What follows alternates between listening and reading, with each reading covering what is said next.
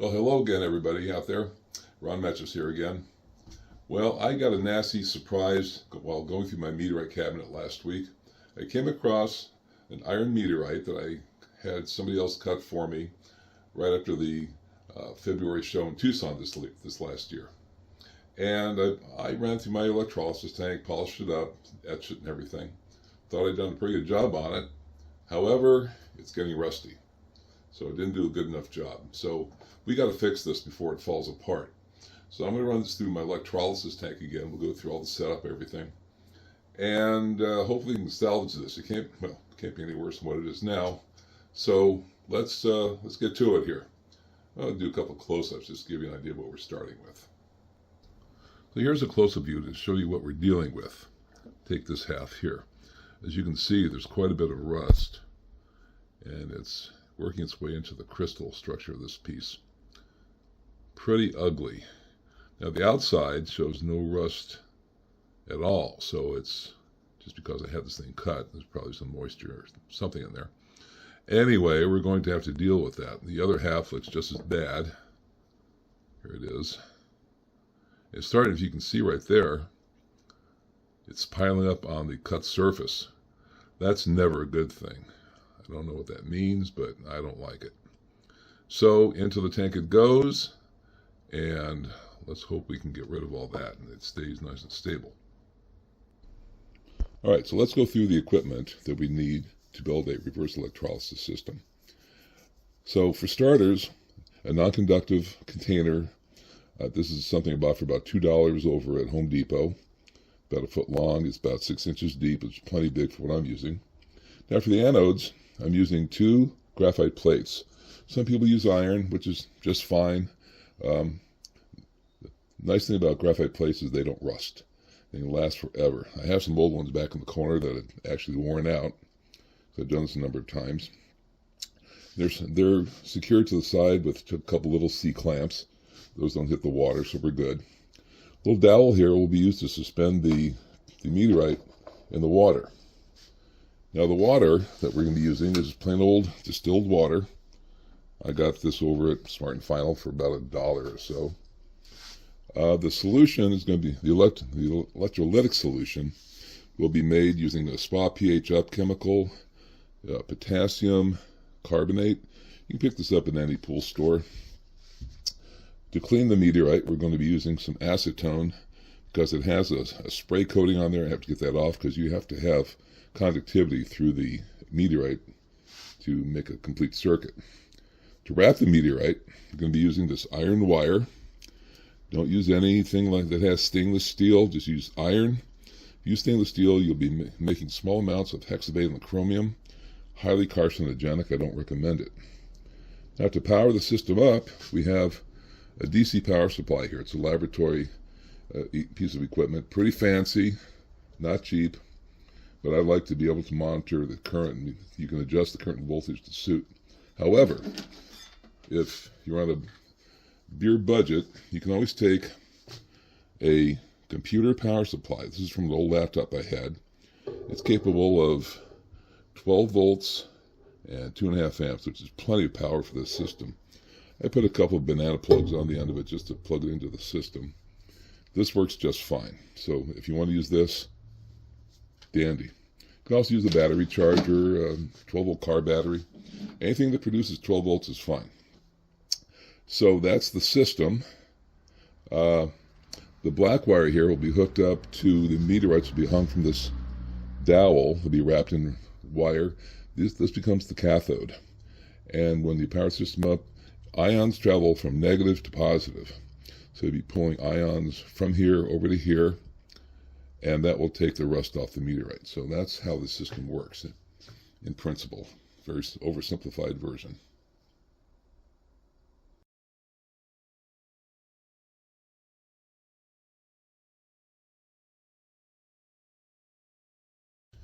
Now before we get down to the business of wrapping the meteorites in iron wire, I'm going to knock off some of this rust that's accumulated just with a piece of 320 grit sandpaper.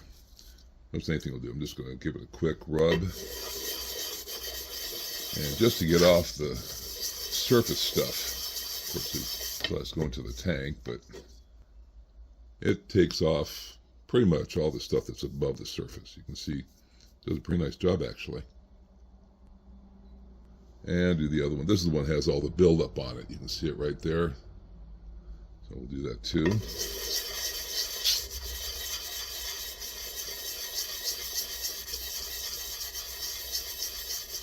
Okay, that should be plenty. And takes off almost all the rust, surface stuff, but there's still a lot down inside those crystal structures. And of course, once we're done here, we're going to have to repolish and re-etch. So we'll get to that later. So before we get down to wrapping the wire around the meteorite, we have to make sure that we have conductivity through the outside of the rock. So I've got out my old multimeter. I've set it to ohms. And it has a function where it makes a tone when you get a short, like that. So let's check the outside of these two pieces here.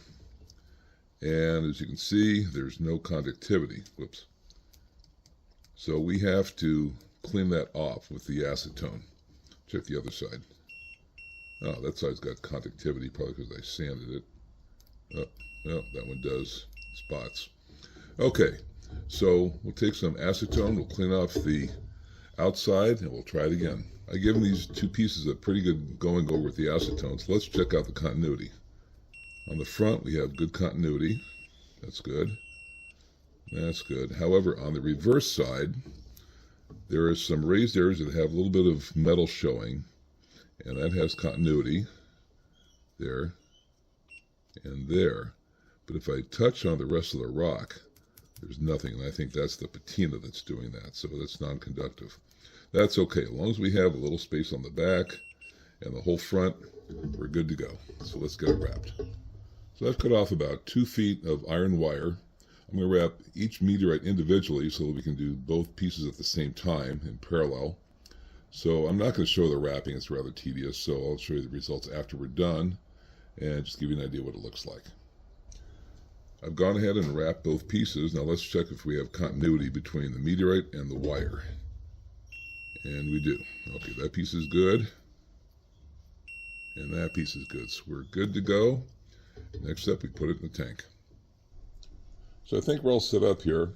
I've got the 2 pieces wrapped around a kind of a larger dowel. I decided to go a little bit larger than the small one. They're suspended just off the bottom of the tank down there. Now I have the positive of the power supply going to both of the anodes. The negative black wire goes over here to the cathodes, which are the meteorites. So now all we have to do is pour in the water, make the electrolytic solution, and turn the power supply on. So let's get to that. Okay, pouring the water in. Should take a little over, I'm guessing, a gallon maybe. It's enough to cover the 2 pieces.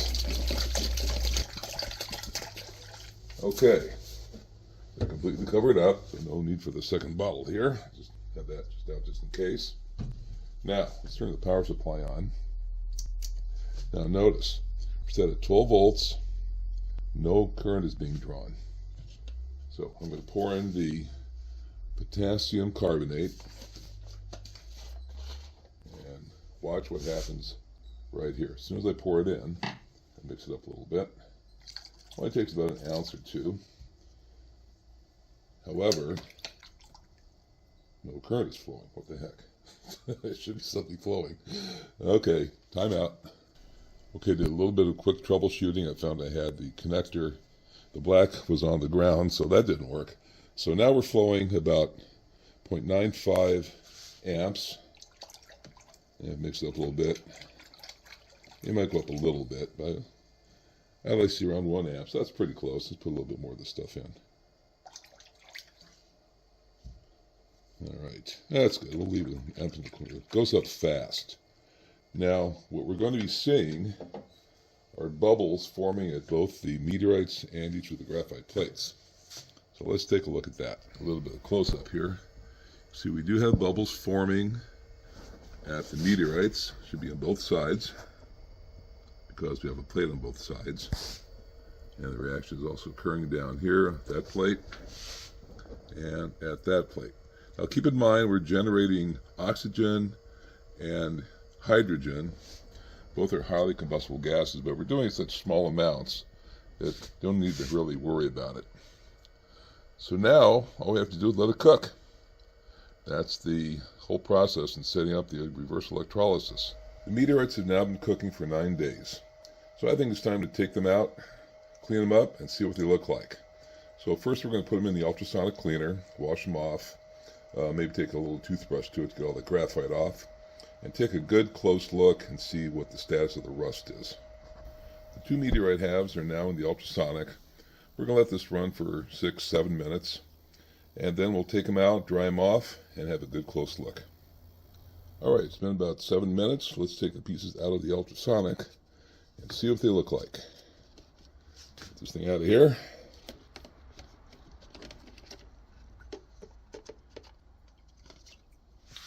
Put in this little tray here. Clean that up later. Okay, here they are. So let's rinse them off and clean them a little bit, see what we got. Well, I've cleaned this piece off pretty thoroughly. I used an old toothbrush to get off all the graphite from the back. I kind of scrubbed it off. And it has kind of a rough finish to it now. It had a kind of a smoother texture. That's probably the patina. A lot of that came off, and I think there's material left in the bottom of the water tank. So the front shows no signs of rust. Looking pretty good. The other one is the same. Got the same finish, but there's no sign of rust anywhere. So that's a fairly smooth surface. The back, again, on this side is very rough. But that's probably because the electrolysis took the patina off. Since the 2 meteorite pieces were sitting in water for the last 9 days, it's possible that water may have leached into the fissures and cracks.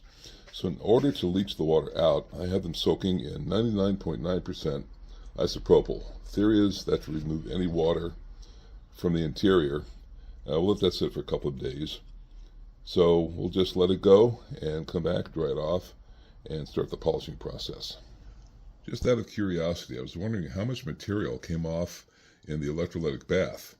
So I have it all collected here. I managed to get it out of the bath with a bunch of magnets. And I'm going to weigh it on the scale here. So I'm going to put this little plastic cap here so I can have a surface to start with and take the weight out of it and re-zero.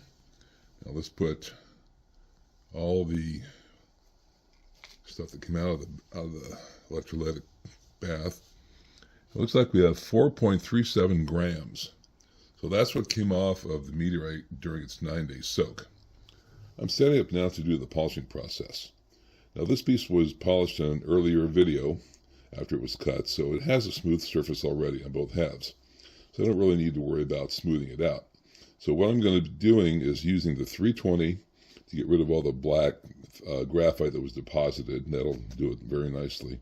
Then I'll move on to 600 grit, 800 grit, and then finally 1500 grit. That'll be plenty to give it a mirror finish. I'm going to start the sanding process with the 320 grit paper. Got the first piece, so we're going to take off all that black gunk on there. So let's get to it. Okay, I think we're done with the first half of the meteorite. Let's see what it looks like. So it's looking pretty good. All that black tarnish is off of there. Looks like a fairly clean surface, nice and smooth. Not quite reflective yet, but we'll get there. So let's get on to the next piece. Okay, I think we're done with the second piece. Let's take a look at it and see what it looks like. All right, so here we are. Let's get off all the fuzz. It's looking pretty good. Again, shiny just like the other one. So we got both pieces now. All the black garbage is off there, and now we'll move on to the next grade, which is 600 grit. All right, moving on to the 600 grit. Let's get started.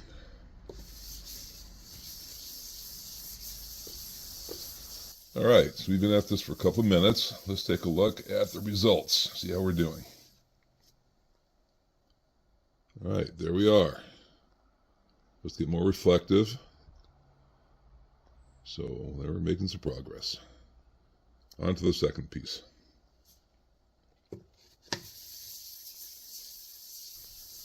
All right, so we've been doing this now for a few minutes on the second piece, so let's take a look at it and see what we got. Oh yeah, it's getting nice and shiny, reflective. All right, we're moving on to the 800 grit paper now. So let's get started doing this. I've completed the 800 grit polish on both pieces. They're getting really reflective. Oh, look at that handsome devil. Getting nice and reflective. And we're moving on to the last grit, 1500. Okay, moving on to the final grit now. This is 1500. And this is the final step before we get into the etching process. I finished polishing both pieces, so let's take a look at the results. Here's the first piece, nice and reflective. So I think we'll call that one a keeper. This one, same, so I think we're done with 1500 grit. Before we start etching these, I want to make sure that the inside of these pieces are dry. So they've been sitting in an alcohol bath for 4 days now.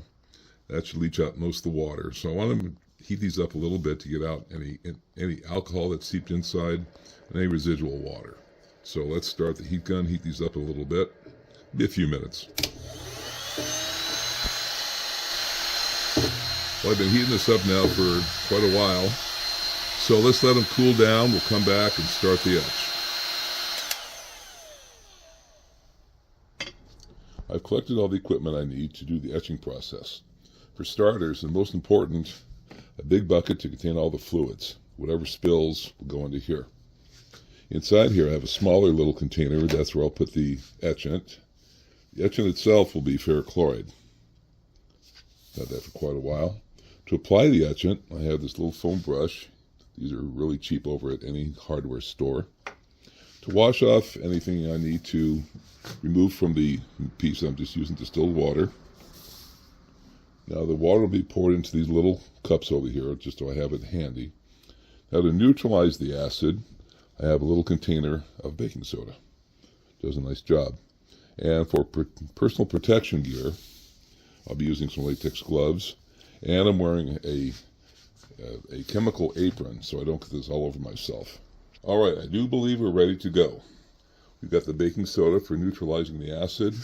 We have 6 cups of distilled water ready for rinsing. We've got the acid in a little container there. My acid brush. Let's give it a go. Now this is a really fast process. Oh, look at that, it's already taken an etch. That's coming up very nicely.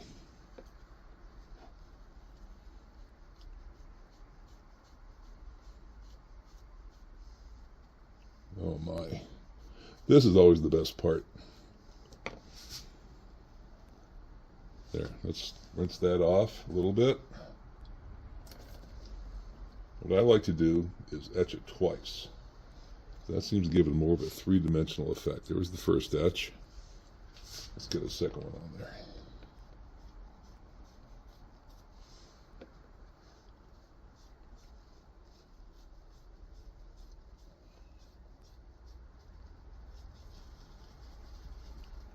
Yeah, it's coming along. So there's the second etch right there.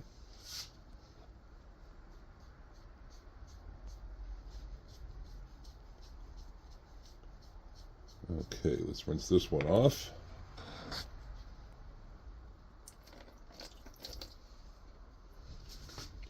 And there you go. That's probably as much as I want to take it. That looks pretty neat. Okay, let's get the other one.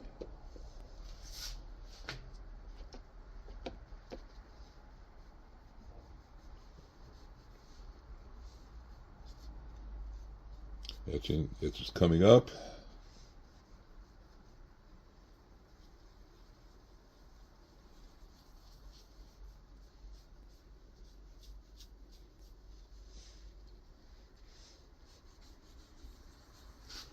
Here's the second one. Rinse that one off.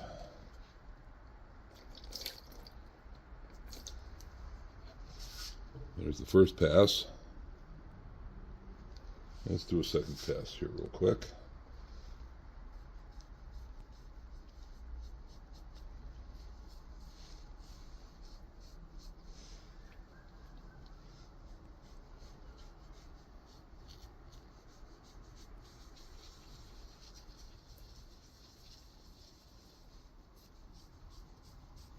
Okay, I think that's all I want to do.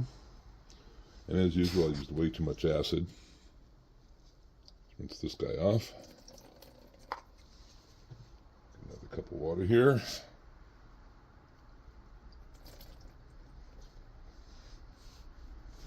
And here's the second pass. Very nicely done. Both together. Both have about the same etch.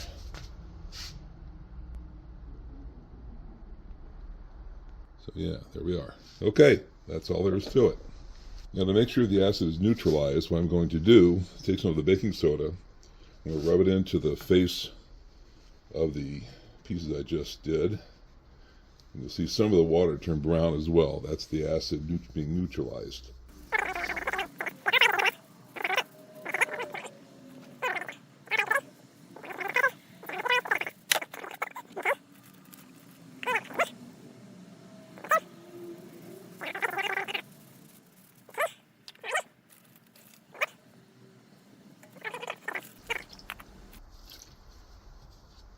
All right. So now we've been neutralized. We have our two pieces that are still nice and etched. I'm going to put these back in the alcohol bath once I dry them off with a rag. Now the acid has to be neutralized as well. So this is kind of the fun part. I pour this baking soda into the acid. It goes crazy. Now when you do this, you're producing carbon dioxide and rust.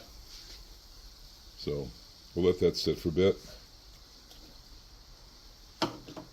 Make sure it's all nice and neutralized, and we'll wash everything up, and that'll be that. Both of the meteorite pieces have been taken out of the alcohol bath. They've been dried with this heat gun, and now we're getting ready to apply this protective clear coat. This should protect it from any moisture. So let's go ahead and let's move this out of the way. And let's go ahead and spray this piece, and we'll let it set for a little while. We'll do the other one.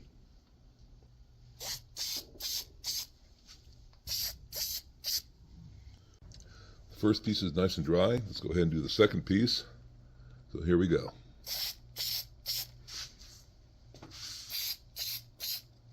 Doesn't take much. Okay, we'll let that dry for a little while. Come back and do the bottoms. All right, now for the finishing touches, we're going to coat the underside, and that will be that. Some there. I'm going to do all four sides. Turn it around. The only downside of doing this is that it makes the piece shiny, but can't help that. All right, moving on to the final piece. Get that out of the way so when we spray it. I'll spray this one, and we are finished.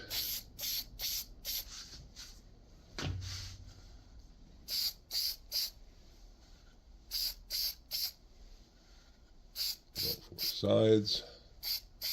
Well, that is that. That's everything we have to do.